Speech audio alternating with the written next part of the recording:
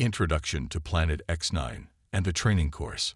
On a distant planet known as X9, where survival was a daily struggle, an assembly of alien generals stood on a rocky outcrop, surveying the desolate landscape below. The terrain was harsh, marked by jagged cliffs, deep ravines, and fields of razor grass that swayed ominously in the wind. General Zexnex of the Galactic Federation Military Academy stood at attention, his forearms clasped behind his back as he took in the scene. The air was thick with an acrid scent, a reminder of the planet's unforgiving nature. The winds howled across the barren plains, kicking up clouds of red dust that seemed to mock any notion of habitability. For Zexnex and his fellow generals, this was not just another day. It was an opportunity to witness the ultimate test of survival. Today marked the beginning of a year-long training course designed to push even the most elite warriors to their limits. "This is where we separate the warriors from the apex predators," Zexnex declared, his mandibles clicking with barely contained excitement. His words echoed among a diverse group of alien leaders gathered around him, each representing different species from across the galaxy. Some nodded in agreement while others remained silent, their expressions betraying a mix of skepticism and curiosity. "Let us review the parameters of our most grueling survival course," Zexnex continued, gesturing dramatically toward various parts of the landscape. "This planet has been carefully terraformed to present challenges from multiple Deathworlds. We have razor grass plains, acid lakes, gravity wells, and delightful carnivorous floating spores that enter through the eye sockets." A chorus of appreciative murmurs rippled through the group as they considered these formidable obstacles. General Click-Clack from the Hive Collective rubbed two appendages together in anticipation. "Exquisite. And how long do the cadets have to survive this glorious hellscape?" he asked eagerly. "One standard galactic year," Zexnex replied, his voice filled with pride. "By the end, we expect a 98% attrition rate. Only 2 will emerge as our elite." Just as he finished speaking, a junior officer came sprinting toward them, his 6 legs moving in an urgent blur. "Generals, generals," he wheezed, skidding to a halt before them, clearly flustered. "What is it?" Zexnex snapped impatiently. "Have they perished already? I told you accepting Deathworlders was a mistake." "No, sir," gasped the lieutenant, still panting heavily. "The humans. They've completed the course." A stunned silence fell over the group as Zexnex processed this information. "Completed." His voice dropped to a whisper. "Lieutenant, need I remind you that this course is designed to last 1 standard galactic year?" "Yes, sir," replied the lieutenant vigorously, his eye stalks bouncing comically with urgency. "But they finished it in 1 day." Chaos erupted among the generals at this revelation. General Click-Clack turned a sickly shade of green, while Admiral Blob from the amorphous Armada melted into a puddle of distress at this unexpected news.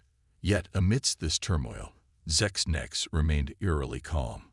"Lieutenant," he said slowly, sarcasm dripping from his words, "perhaps you'd care to explain how these squishy human cadets managed to accomplish in 1 day what takes our most elite warriors an entire year." The lieutenant gulped audibly before responding. "It seems they treated it like some sort of game." "Game?" General Click-Clack echoed incredulously. "What in the name of our queen does that mean?" "They formed teams," explained the lieutenant, trying to contain his own disbelief as he continued. "They developed strategies. And well," he hesitated before adding, "they submitted their after-action reports."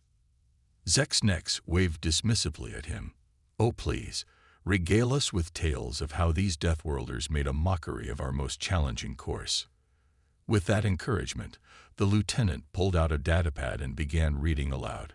The human cadets dropped onto X9 and immediately burst into laughter upon realizing how similar it was to that one video game with battle royales. General Squish Squish vibrated in confusion at this statement while listening intently. "Within 6 hours," continued the lieutenant, "the Yeet fleet encountered razor grass plains where Cadet Jessica No legs, no problem. Rodriguez fashioned makeshift hoverboards from discarded drop pod materials. They formed teams, explained the lieutenant, trying to contain his own disbelief as he continued. They developed strategies. And well, he hesitated before adding, they submitted their after-action reports. Zexnex waved dismissively at him. Oh please, regale us with tales of how these Deathworlders made a mockery of our most challenging course. With that encouragement, the lieutenant pulled out a datapad and began reading aloud. The human cadets dropped onto X9 and immediately burst into laughter upon realizing how similar it was to that one video game with battle royales. General Squish Squish vibrated in confusion at this statement while listening intently. Within 6 hours, continued the lieutenant, the Yeet fleet encountered Razor grass plains where Cadet Jessica, no legs, no problem, Rodriguez fashioned makeshift hoverboards from discarded drop pod materials. What? They willingly raced toward danger. General Click-Clack exclaimed in disbelief. Yes, confirmed the lieutenant with an amused nod. And when they reached those acid lakes, Cadet Michael Hold My Beard Johnson decided to belly flop into it for science. Zexnex's compound eyes widened in shock as he struggled to comprehend this reckless behavior. But wouldn't that dissolve his flesh? It would seem so, replied the lieutenant matter-of-factly. However, it appears Cadet Johnson's blood alcohol content neutralized much of its acidity. A collective groan rippled through their ranks as they processed this absurdity. 730 hours later, continued Lieutenant Lant with renewed vigor, the Space Force space encountered gravity wells where Cadet Emily Yippee utilized them for what she called sick flips. Admiral Blob gurgled in frustration as he tried to wrap his mind around this chaotic scenario unfolding before him. These gravity wells were supposed to crush them into paste. The gravy seals made contact with those carnivorous floating spores, Lant added excitedly. Cadet Alexei said he could eat one. And then he did. General Squish Squish vibrated so violently that droplets from its gelatinous form splattered nearby officers who recoiled in shock. Zexnex buried his face in his upper set of hands while trying desperately to process what he had just heard about these humans who seemed utterly unfazed by danger or common sense. But what about psychological challenges? He asked desperately after collecting himself again. The lieutenant consulted his datapad once more before replying. Ah yes, it seems they combated isolation by throwing what they called the sickest rager this side of the galaxy. Admiral Blob finally spoke up again. Surely there must have been some difficulties that pushed them to their limits. Well, began Lant hesitantly before continuing slowly. There was one moment of crisis. The generals leaned forward eagerly. Anticipation hung thick in the air as Lant finally revealed. At approximately 1500 hours, Cadet Johnson realized they had run out of hot sauce. A collective groan echoed across X9's barren landscape at this revelation. However, Lant quickly added with newfound enthusiasm. Cadet Nguyen managed to ferment some carnivorous spores with leftover drop pod fuel into what they dubbed Saturn's mouthwash hot sauce. Deathworld edition. Zexnex buried his face deeper into his hands again while muttering incoherently under his breath about humanity's resilience against adversity. So let me summarize, he finally said after regaining composure. These human cadets not only survived our most grueling course, but turned it into some sort of leisure activity. Yes, sir, confirmed Lieutenant Lant proudly while scrolling through more reports detailing their antics throughout training exercises. And what did they propose as attractions? Zexnex asked incredulously after hearing enough absurdities for one day. Lant consulted his datapad again before reading aloud. Let's see. Razor Grass Rapids, Acid Lake Lazy River, Gravity Well Bungee Jumping, and oh my, an all-you-can-eat brain-melting spore buffet. A heavy silence fell over them all as they contemplated these ludicrous ideas, while distant sounds echoed through X9. Human laughter mingling with bursts from improvised fireworks, made from repurposed emergency flares. Finally breaking free from shock-induced stupor once more, Zexnex stood tall with determination etched across every feature visible beneath alien exoskeletons surrounding him. He declared, "Gentle beings, I believe we may need to reconsider our definition of survival training." Admiral Blob gurgled softly but firmly agreed. Perhaps we should be learning from them. As murmurs filled their ranks, a mix between fear, respect, admiration, Zexnex felt something shift within him too. Perhaps humanity wasn't merely another species, but something far greater than anyone could have anticipated. And thus began an era where both aliens and humans would forge new paths together amidst stars shining brightly overhead. The arrival of human cadets. As the sun dipped below the jagged horizon of planet X9, casting a fiery glow across the rocky terrain, the atmosphere buzzed with anticipation. The alien generals gathered in a makeshift command center, their eyes fixed on the horizon where a transport ship descended. This was no ordinary mission. It was the arrival of the human cadets who would soon face the most grueling training course in the galaxy. General Zexnex stood at the forefront, his compound eyes gleaming with a mix of excitement and apprehension. "Prepare yourselves, gentlemen," he announced, his voice resonating with authority. "These humans are about to step into a world unlike any they have ever known." The transport ship landed with a resounding thud, sending clouds of dust swirling into the air. As the ramp lowered, a group of human cadets emerged, their expressions a blend of eagerness and determination.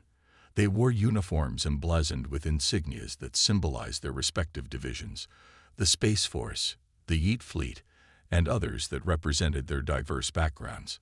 "Look at them," General Click-Clack whispered to Admiral Blob, who had reverted to his gelatinous form in a state of anxiety. "They seem cheerful." "Cheerful," Blob gurgled incredulously. "They're about to face certain doom." The cadets advanced toward the generals, their laughter echoing across the barren landscape.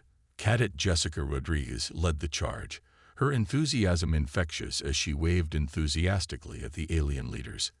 "Hey there, we're ready for whatever you've got," she shouted, her voice brimming with excitement. General Zexnex exchanged glances with his fellow generals, his mandibles clicking in disbelief.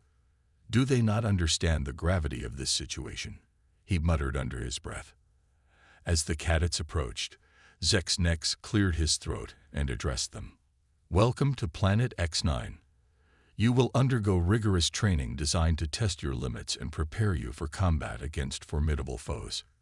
Cadet Michael Johnson stepped forward, his grin widening. "Sounds like fun. What's first on the agenda? Are we going to fight some giant monsters or something?" Zexnex blinked in astonishment. "Monsters? No. You will face environmental challenges that will push you to your very limits."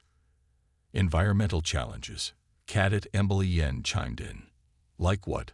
Poisonous lakes? Giant carnivorous plants?" "Yes," Zexnex exclaimed, momentarily caught off guard by their eagerness. "Exactly. You will encounter acid lakes that can dissolve flesh and gravity wells that will test your physical endurance." The cadets exchanged excited glances, clearly unfazed by the dangers ahead. They began discussing strategies among themselves, as if they were planning a game rather than a life-or-death situation.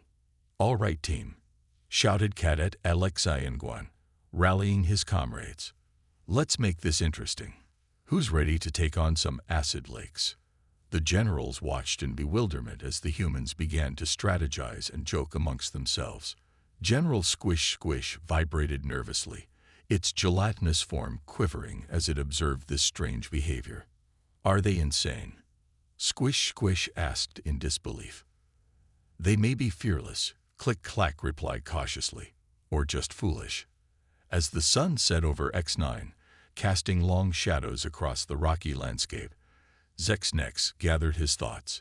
He had expected fear or hesitation from these humans, but instead was met with an unshakable confidence that both intrigued and unsettled him.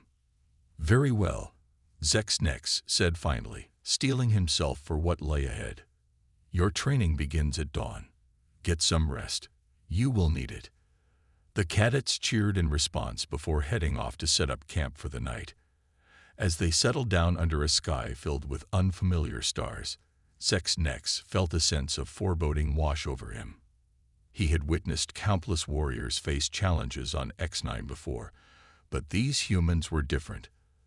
There was an energy about them that he couldn't quite place. Nighttime reflections. As darkness enveloped planet X9, Zex couldn't shake his curiosity about these Deathworlders who seemed so untroubled by danger. He gathered his fellow generals for an impromptu meeting under the stars. "What do you make of them?" he asked as they gathered around a holographic display showing various training scenarios they had prepared for the cadets. "They're reckless," Admiral Blob stated flatly. "They don't understand what they're up against. Or perhaps they do," General Click-Clack interjected thoughtfully. "They may see our challenges as opportunities rather than threats." Zex nodded slowly as he considered this perspective. But can they truly survive? They are soft-skinned creatures from a lush world. Perhaps we underestimate them. Click-Clack mused aloud. They may possess qualities we have yet to understand. As they debated late into the night, laughter echoed from the human camp nearby, a stark contrast to their serious discussions about survival and strategy. Dawn of training. The next morning dawned bright and harsh on planet X9, as Zex stood before a gathering of eager human cadets who had barely slept through their excitement from last night's campfire stories and camaraderie. "Welcome to your first day of training," he announced loudly enough for all to hear despite rising apprehensions within him about how this day would unfold. Cadet Rodriguez stepped forward confidently once more. "What's first? Are we diving straight into those acid lakes?" Zex hesitated but then nodded firmly. It was time for them to face their first challenge head-on. "Very well. Your first task is to navigate through razor grass plains and reach Acid Lake without sustaining injuries." A collective cheer erupted from the cadets as they prepared themselves mentally for what lay ahead. "Let's go, team," shouted Cadet Johnson enthusiastically as he led his group toward their first challenge, unbeknownst to them just how intense this journey would become. The first challenge. As they approached razor grass plains, an expanse filled with sharp blades swaying ominously, the cadets quickly realized that this wasn't going to be an easy stroll through nature's park. "Watch your step," Cadet Yen warned as she expertly maneuvered through patches of grass that threatened to slice through fabric and skin alike. "I've got an idea," shouted Rodriguez suddenly before dropping her gear and beginning to fashion makeshift hoverboards out of discarded materials found nearby. An idea inspired by her favorite video games back home. "What are you doing?" asked Nguyen incredulously, while trying not to trip over razor grass himself. Rodriguez grinned widely. "We'll ride over instead. Less chance of getting cut." As she worked quickly alongside her teammates, using ingenuity born from years spent gaming, the other cadets began cheering her on, while simultaneously trying not to get sliced apart by treacherous vegetation surrounding them. General Zex observed from afar as laughter erupted among these Deathworlders while they crafted their hoverboards. It was clear that this was no ordinary training exercise. It was turning into something entirely different, a spectacle of creativity amidst chaos. A new perspective. For hours they labored together until finally, after much trial and error, several hoverboards were completed just in time for them all to hop aboard. With shouts of joy echoing through razor grass plains, the human cadets took off, gliding effortlessly above sharp blades below, leaving behind bewildered alien generals who could only watch in disbelief at what unfolded before them. "What sorcery is this?" Click-Clack exclaimed incredulously while watching these humans soar over danger without fear. "They've turned our challenge into playtime," Admiral Blob added with equal parts awe and frustration at how easily these Deathworlders adapted. As laughter filled air around them, the realization dawned upon Zex. Perhaps there was more than mere recklessness behind humanity's approach. Perhaps it was creativity combined with resilience that set them apart from other species he had encountered throughout his long career.